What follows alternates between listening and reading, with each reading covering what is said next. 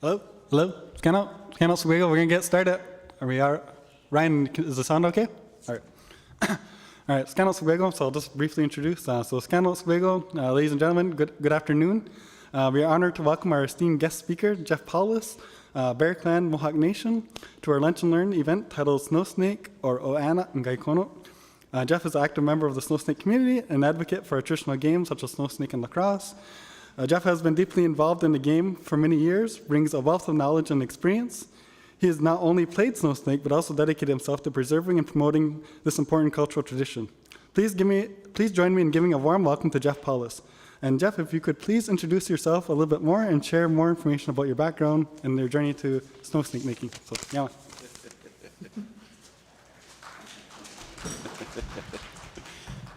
So, good afternoon, everyone. I was surprised to see so many people here today. It make me nervous. So, I'm Jeff Powless. I currently reside here in Six Nations. I was born and raised in Onondaga. That's where my family's from. So, basically, I grew up playing Snow Snake ever since I was a young child there. My family was big in preserving the game. They still participate today. So I'll just go in Snow Snake here. So it's a traditional winter game. People play it here within our communities from, say, Akwesasne, Onondaga, Cattaraugus, Allegheny, and here Six Nations. Basically, it's carried on by family members. If you go and visit a Snow Snake game, you'll notice there's a lot of families that carry this game on. One thing I did find interesting is this game is not only played in this area, but there's also a similar game that's played like in the Midwest area that use actually smaller snow snakes like that one right there on that table, which I thought was interesting. Like this one right here. So typically what we do is we have a snow snake trough, but one of the differences is the game out there, they don't really have a track. It's basically just like a wide area just down the middle of a field, and they go and just throw this down there. So I don't understand that game. So, but there is similarities there. So how are snow snakes made? So we see all these trees in the woods.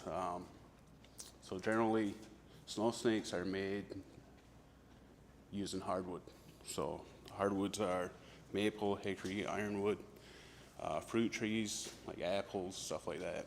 Any type of hardwood can be used. So when we start, we usually get a blank. So it's basically like a 1 inch by 1 inch blank piece of wood.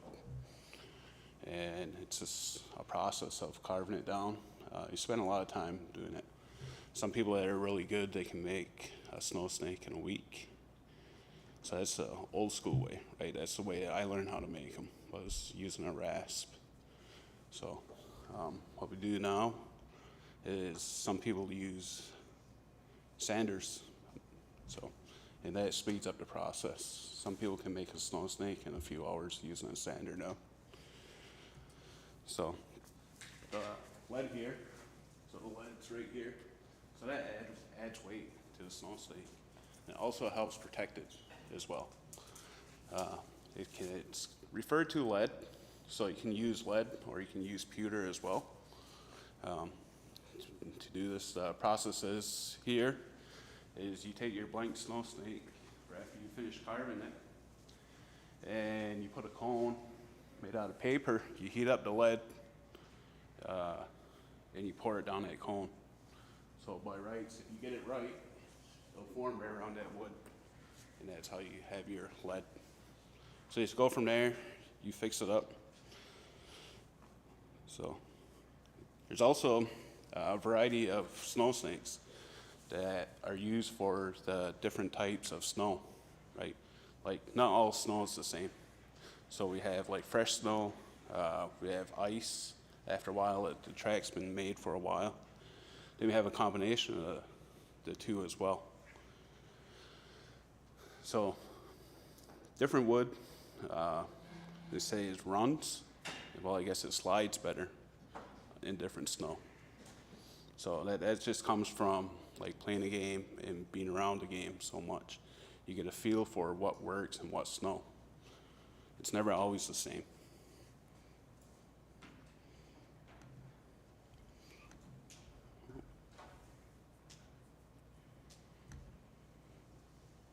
So, care of snow snakes. This is a big thing, taking care of your snow snakes. Because just like any type of wood, if it's left out unattended, the gravity will make it bend, right? Or it'll twist.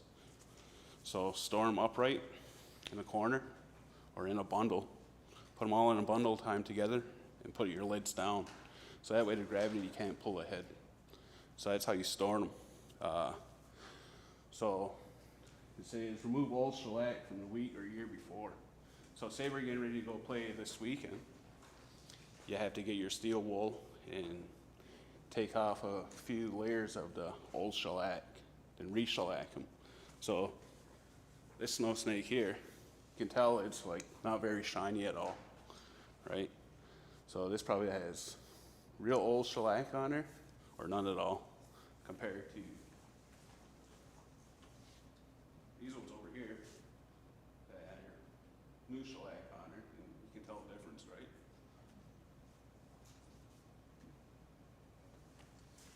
So add layers of shellac depending on the weekend's forecast. So this game, it's played on basically Saturday and Sundays in different communities.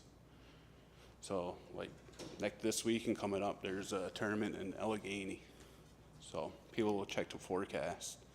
And depending on the forecast, it'll dictate how many layers of shellac you put on your snake for the upcoming weekend. Because when you're traveling, it's hard to add shellac to your snow snakes the night before, right?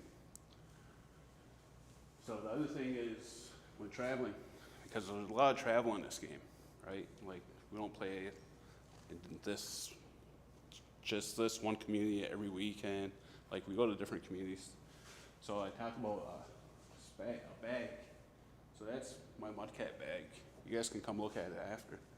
So I have a mudcat bag and I have a long snake bag. They're both similar. So I think they hold like 16 snakes. I have a question about those bags. Is this something that you have to get made, or is this something you don't get this at Walmart? No. Yeah. So one of my good friends there, I kept seeing these bags, and I asked him. I was like, "Where'd you get these bags?" I was like, "Cause I want to start making my own snow snakes and have my own bag, right?" So my own bag is all my snow snakes. So I own them. So I inquired about getting a bag, and he said, "Yeah, no problem." He said, "What size you want? You want mudcat bag or you want long snake bag?" So I want both. So of all people, he goes and sees the Amish. So the Amish have all the material needed to make these bags. So they just pump them out. So yeah, that's where we buy our bags. We get them from the Amish.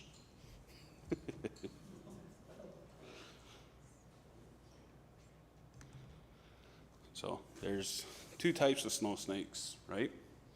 This is my uncle, by the way. So we got mudcats. This is why I brought it here today, is mudcats. So they're the shorter snakes, right? They're very hard to shoot because you don't have a lot of control over them, just due to the length of them. So they're about 3 feet in length, so about 3/4 to an inch in diameter. Yeah, you guys can come and look at them after, if you guys want. So they're up here. One thing that's interesting about mudcats is it's open to anyone to shoot, right? Like, I don't know, say the beginner who just showed up at track and he wants to play. So he puts his money up. Putting your money up is you buying your a corner or a team. So you put your money up and you're able to play.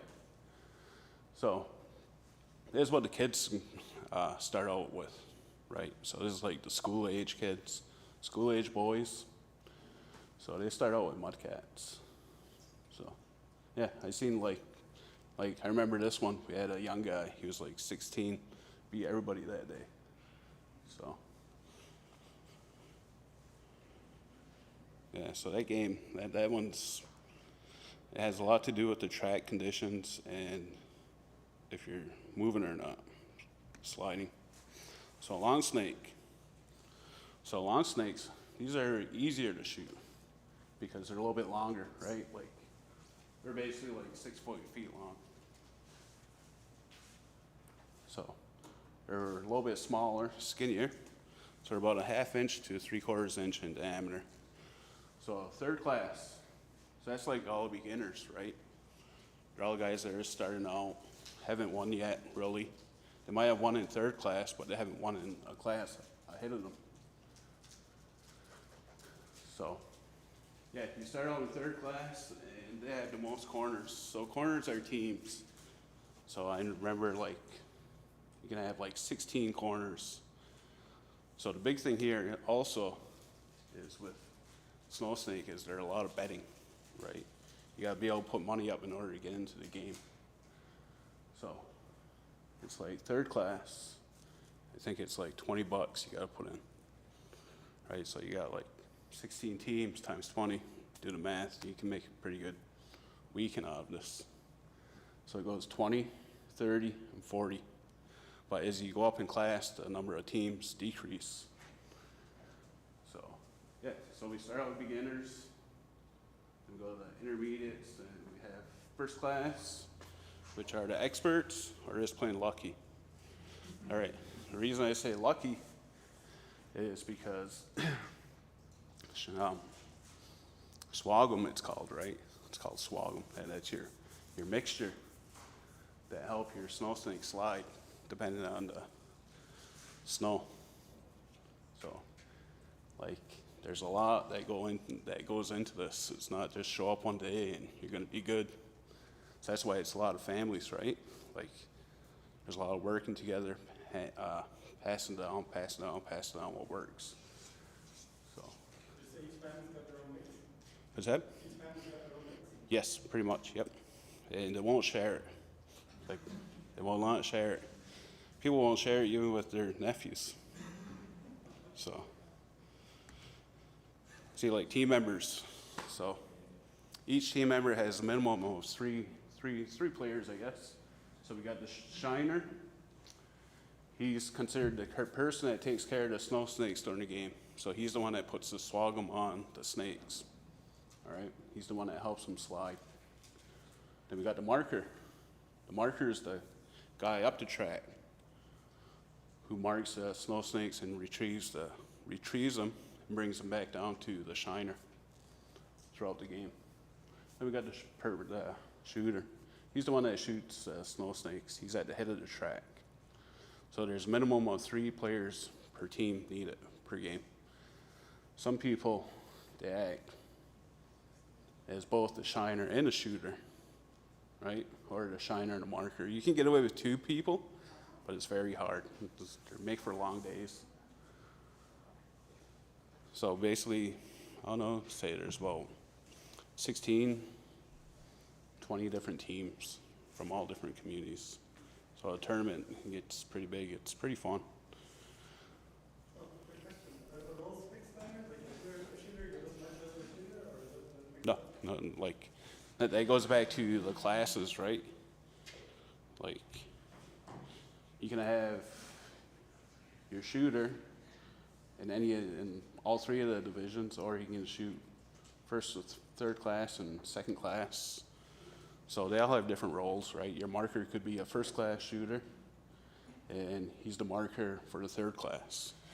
You know, stuff like that. Like, everyone works together, everyone has a role. So one thing I didn't touch on was how you move up in class. So say you're a beginner, third class shooter. And you get in a second class game.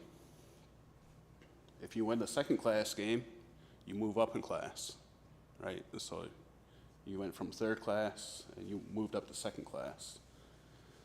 Same thing with going from second class to first class. You got to win on the class ahead of you before, and once you hit win, you can't move back down. You're stuck there. What class are you? Second.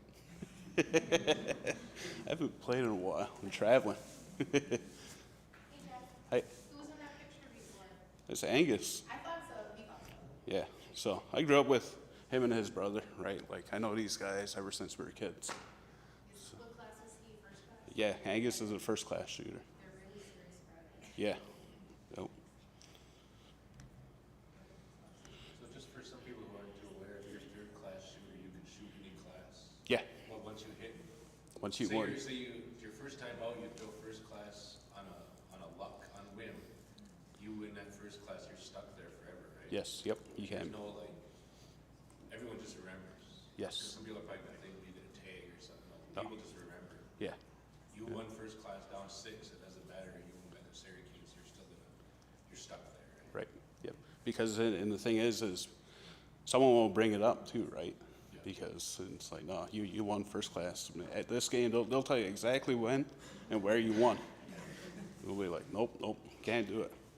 There's money involved, they tend to remember pretty good. Yeah. Just like anything else, right?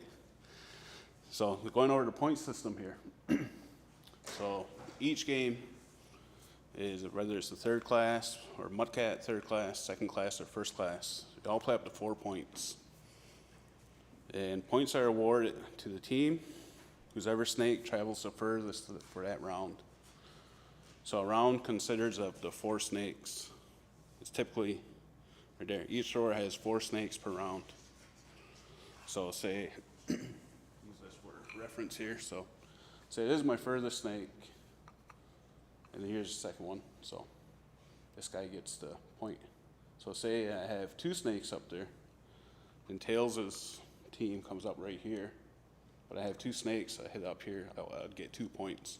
If I had 3, I'd get 3 points, or 4, whatever. I'd get 4 points and it'd be game out. So that does happen. Games and game outs do happen. You can get 4 points in one round. It depends on how good you're sliding and how the track conditions, stuff like that, and how good the thrower is that day. So when it gets cut off, that'd be like the second stick. Only the furthest, and the second stick get marked per round. All our other snakes, they don't matter. Like sudden death. We go into sudden death, say it's getting dark out, but this team has 1 point, that team, like multiple teams have 1 point. But it's getting dark out, we can't continue the game, so we call sun death. That's the only time that only 1 snake is marked. So that's the furthest snake, and they win. So that happens like during tournaments as well. Yep. So who calls sudden death? Is it a consensus or is it a convening? The person, the team that's hosting. Yeah, all right. So then they're in charge of, the host team, they're in charge of collecting money to say which corners are in or which teams are in. Maintenance of the track for that day, because say you're playing and it starts snowing that day. Snowing hard. Then we have snakes jumping here, there.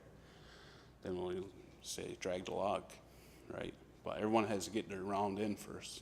Everyone has to throw all 4 snakes. Then if they decide to drag the log, they'll drag the log.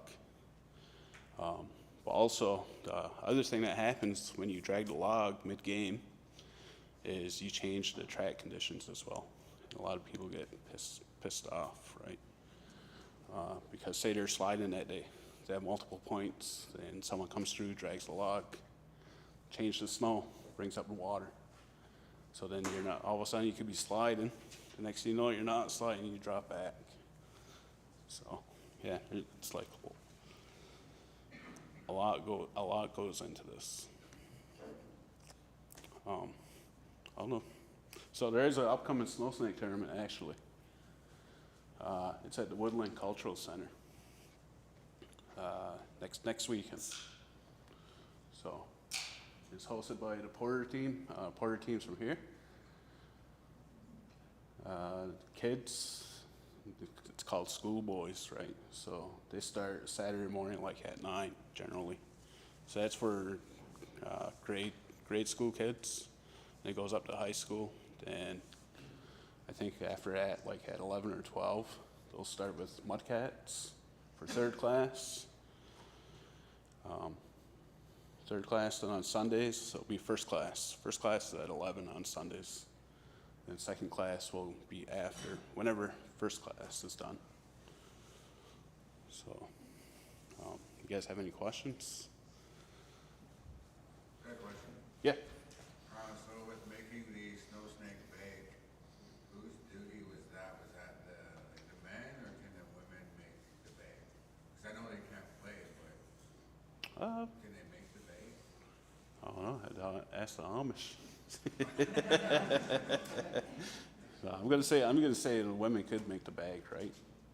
It just goes back to like they do have a role in this game as well. It's just like any other traditional game.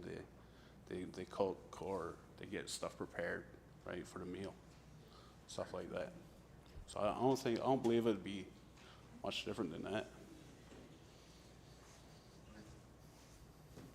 Yep. Could I take a picture of your bag? Sure. Yeah. My snow snakes are up here. You guys can look. I just ask you don't touch. The bag's up here. Yeah, and it's yeah. Just if you guys want. Yeah, my question is, what were you told about it being only male sport and only male sport games? It's always been like I don't know. Like things are different where I come from, right? And on the dog, everything's very traditional there. We were always brought up as it's only men that play there. Women are not allowed near the track, come over to help out with the track or anything. It's just always been that way because it's supposed to be a medicine game at first, right? Same with lacrosse, but things evolve. So. I guess I got a follow-up question for you too. So say we're not able to experience it, I guess what can you describe the feeling of throwing a snow snake down the track? Oh, the experience of throwing a snow snake. It's almost like you're in competition with yourself as well, right? Not only are you competing with everyone else that's there, but it takes a lot of practice in order to shoot a snow snake down the track, and shoot it hard and accurate. Like you know if you have a good shot, like you'll feel it, right? And the other feeling is when you do have a good shot, or if it's a real close game, intense game, you can shoot, and all of a sudden you hear people up there yelling, like get up there, encouraging the snow snake, right? Yeah, it's a feeling all in itself. And there's people heckling you, other teams at the head of the track to miss as well, right? I noticed that over the years, like, if there's nobody heckling you, then you're not really much of a threat to anybody. But if you get heckled, then usually you're throwing pretty good, right? So Yeah, if you can land it while that's going on, then, like you said, there's a sense of accomplishment. yeah, for sure. And just last little follow-up things. What advice would you give to someone who is new to snow snake and wants to learn how to play? If they want to learn, you got to show up to the track, right?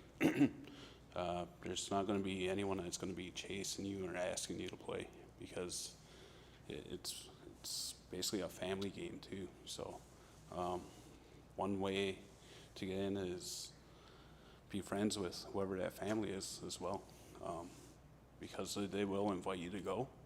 And that's the other thing is people get invited to go all the time to help out. But they're like, this is boring. They don't like it, right? Or they got to stay out in the cold all day. they don't like it. I remember we invited people to go with us. We showed up to their house to pick them up at 5 in the morning, 6 in the morning. I'm not going. So how can you say you're not invited to participate, but we show up and you don't want to go? Yeah, but just show up, right? Show up to the track, talk to whoever you know plays snow snake in your area, and just ask them to try it. So, yeah. So the men, do they wear a special kind of shoe? Or Yeah. boot with like spikes? Yeah, so they have like baseball cleats, so that's the metal spikes on the bottom. Yeah, they wear those. They have leather gloves to help with holding the snow snake as well. So.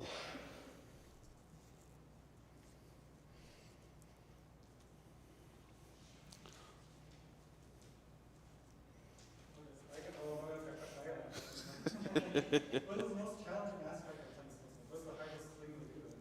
The hardest one is getting everything right for the game, because there's so many factors, right? It's the snow, it's the conditions of the day. Say it's snowing out, the conditions of the track.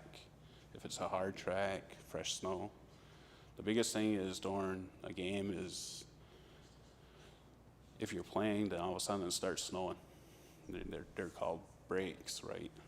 Because all of a sudden your snow snakes all of a sudden drop right back.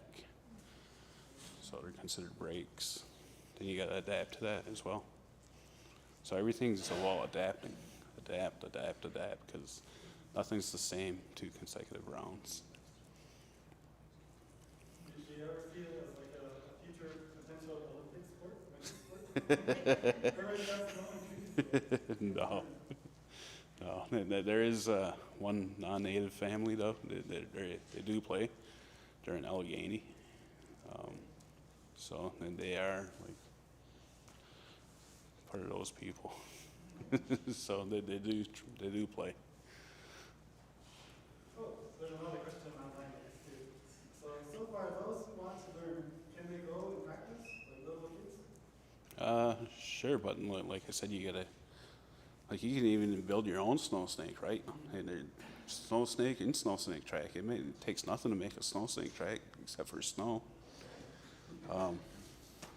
It's a lot of hard work, right? Like this game is all manual. Like you can get help by 4-wheelers building a track or tractors, but other than that, it's all a little bit of grit, right? And what's that? A lot of the elementary schools down here make tracks and practice at school. Yeah, I seen it. So I have a friend on Facebook there. He has posted yesterday. He has his track made at the school. What has the environmental impact been with like climate change? Oh. I feel like I read a lot of historical documents for the community, and there's a lot of old newspaper clippings of like tournaments and stuff, but you don't see that as much. Like, how has climate change been impacting the sport? I'm used to, like, when I grew up in Syracuse, like, we would get a lot of snow, right, like in December. Then now we go back there now, and it's like hit or miss. So it's just basically like with every community. It's hit or miss, or like last year. Last year was only 2 games all year. It's unheard of, 2 games only through this whole confederacy. We only had snow in 2 consecutive weekends. Like, it's pretty bad. So are there games as long as there's snow? It could be like December till like March? Yes, yep. So later on in the year, when all other communities don't have any snow left, go and play in Allegheny. Allegheny, they build a track up in the mountains, up at the state park.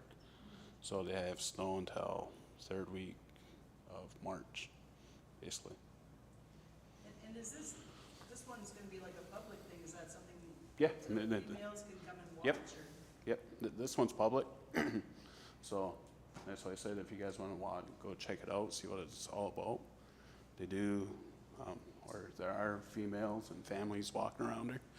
The only thing would be is not to get too close to the head of the track, right? Because they do fly out of the track, or people miss.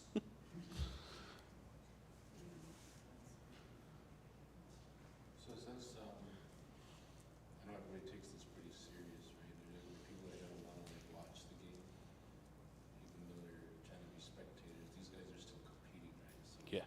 Oh, keep that in mind, that don't try and crowd somebody's space. And then, I know every team is like that where they're really stingy with what they do. yeah, they have their areas, right? Don't try and crowd somebody's spot, right? Try and find an open spot if you're gonna watch, but I don't know, what would you suggest would be a good ways away from the pitch hole? Yeah, so the pitch hole, what he's talking about, so that's the head of the track, right? That's where all the shooters are. So generally, like, say, we'll take this for example right here, so you guys can see people in the background, right? So basically, his running area would be from here to the wall, right? That'd be his laneway, I guess. So anywhere, so you'll see a line of people holding the snakes as well. So stand like parallel with them or behind them. That'd be a good reference. And at least 100 yards down the track, because they will, like I said, they will fly out, especially the mudcats, if they're shot hard enough. They will fly out of the track as well. When they fly out, they get marked where they flew out, No, nope, they don't count. it's a dead snake, yep. So in order to be marked, you gotta stay in the track. But it still counts as one of your 4 throws, right? Yes, yep. I have a question. What happens if it gets all the way to the end, like ends of the track, and it just keeps on going? So that has happened. I was the marketer that day too. That happened up here. So we used to play, I forgot where it was, but anyways, it goes up a hill, down a hill, down like that, way back there. And they didn't have enough track. We ended up going off the track. And how it was marked was through the fresh snow. And whoever had the furthest snake that day, or for that round. So, yeah, so because we weren't the only team that to go off the track, or off the end of the track. So we were up further like this, so they gave us the point. Then, if the track's not long enough, the host team gets out there and makes the track longer, so we can continue playing. So there's a lot of responsibility for the host team. Is there a length to the track? No, just like based on your conditions, right? Like there's tracks that can be anywhere from a quarter mile to a half a mile.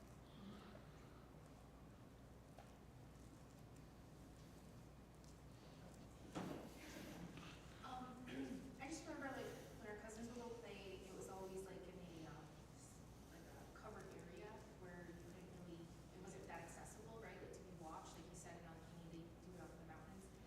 Is that like to protect like what is that for, you know? So that's basically to protect the snow, right? Because you have snow that lasts longer in the woods than you do in the field. So it's easier to make a track there. Yeah, so there's no real protocol like where you make the track? No, nope. Wherever you have snow. Has there ever been like planned or talk of like adaptations to like lengthen the season, like renting a snowmaker, or I was talking to a guy at council last weekend and he was saying like, oh, what if we did like a clay mound and mounted up a track, and then as it got colder, pour water on it to ice it to manage the track. Like, has that ever happened? No. No, like there was this old timer in Cattaraugus. He made a track out of PVC pipe, so he could practice in the spring and summer. So. Did you see it? No, I didn't see it. like everyone talks too, right? Everyone knows everyone. So that's one of the, I guess, amazing things about this game is everyone's a close knit community, right? Even though you're competing against other other teams or whatever. Like I met a lot of people in Six Nations through playing snow snake. You only see them in the winter, but it's, hey, how's it going? Or the guy from Cattaraugus, hey, how's it going? You know, it's almost like you just pick up right where you left off from the season before. So it's a very close-knit community.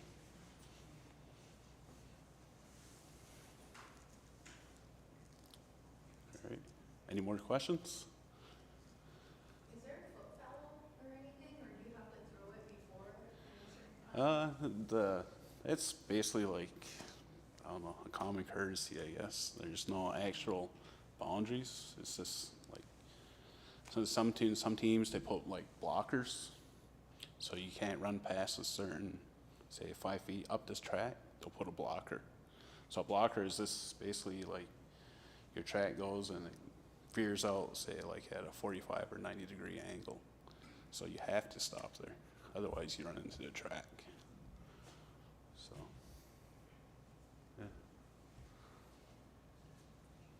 Just a comment on that clay mound thing that somebody had mentioned there. That'd be kind of dangerous. Break your snakes. Yeah, A lot of snakes, especially mudcats, get jammed right in right in the head the front there. of the tracks. So I mean, you can run the risk of hitting that clay mound. Hurt your solid, hand. right? So Yeah, either the snake would come back and hit you, or you could just end up breaking fingers, right? Like people get hurt as it is, right? So yeah, having something that solid underneath some snow or ice, that would probably make it pretty dangerous. yeah. That'd be the least of it. Well, for some people, that'd be the worst of it, but I'm just thinking, like, just watching people over the years, right? And people A lot of being, snakes get jammed in the side or right in the front of the. yeah, and people wouldn't want to have their snakes broken either. So, Got a question? yep. So, if your snake happens to break or chip, can you repair it, or you can just make a whole new one? All depends if it's a clean break or if it's in a million pieces.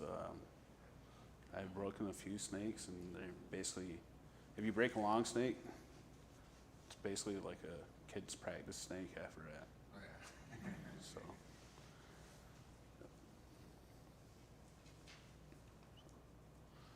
Yeah. All right. Sorry, I'm super silly. But, did you already, like, talk about, like, the origins of, like, something, like, the story? No, nope, I don't know the story, so. So can you tell it? No. No. I had to search that one up. I'll have to ask. Oh, I got a question. So, what are some key techniques or skills needed to exhaust snow snake? What are some things that people can do? Like workouts at all on these like it does, or? No, then just pile up snow and practice, right? Like that was just what my uncle always told me. It was like you got to practice, and they worked on your form, right? How they see it in their mind, how you should be shooting, so that it correct you, until you started to get it, and it comes down to muscle memory, just like any other sport, right? You do it so many times, and you have a certain way to do things. Because that's the other thing, is not every shooter shoots the same. So every shooter has their own technique on shooting as well. So some people like fall over every single time when there's no need, but they still fall over. Like it's just the way they're used to shooting. So, yeah, like you guys be, you guys do get a chance if they do have that tournament next weekend. You guys should go check it out. It's like you'll see what I'm talking about, right? Like you'll be able to actually see it instead of visualizing it. No.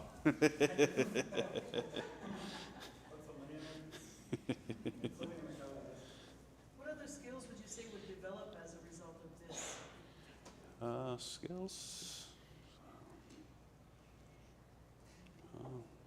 It'd be like pressure, I guess, dealing with pressure. right? Dealing with pressure. Yes, dealing with pressure. Because you do have a lot of pressure dealing with people yelling at you when you're trying to concentrate on something. So, yeah. Oh, did you ever have to take the overtime shot before? What? Did you ever have to take the overtime shot before?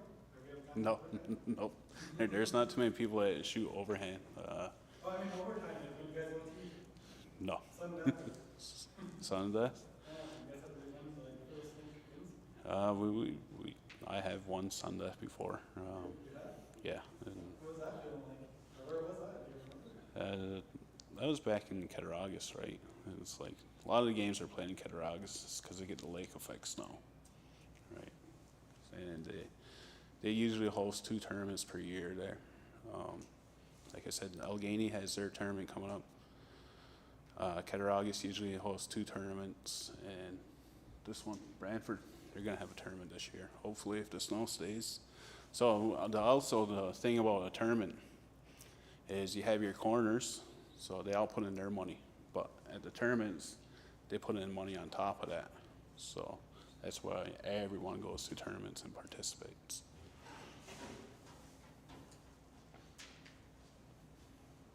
But there can only be one winner per division, I guess.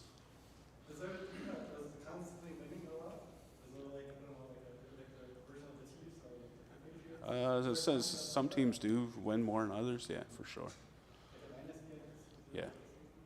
Yeah. Yep.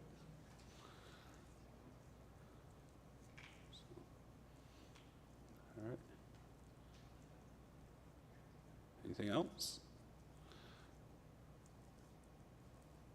We're good. All right. Just want to thank everyone for attending us. Hopefully, I gave you guys enough information. If you guys just let Tails know how I could improve it, or if you guys have any more information you guys want to know about, let's say like the origin, I had to look into that. But just Yamaha to everyone that came out.